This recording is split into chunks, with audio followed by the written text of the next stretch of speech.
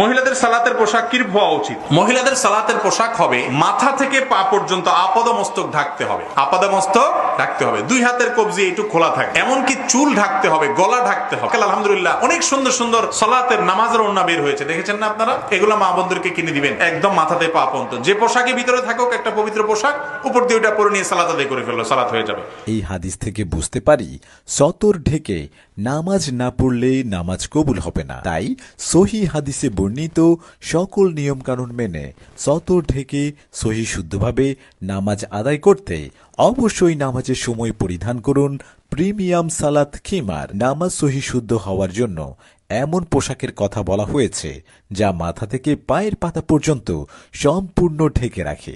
তাই আপনার নামাজ সহি শুদ্ধভাবে আদায় করার জন্য প্রিমিয়াম সালাত খিমারটি অত্যন্ত জরুরি। আমরা কোনো অনুষ্ঠান বা পার্টিতে গেলে আমরা পোশাকের ব্যাপারে খুব সচেতন থাকি এবং সব থেকে সুন্দর এবং দামি পোশাক নির্বাচনের চেষ্টা করি। তাহলে মহান আল্লাহ তাআলার সামনে দাঁড়ানোর সময় আমাদের পোশাকের বিষয়ে আরও বেশি সচেতন হওয়া দরকার।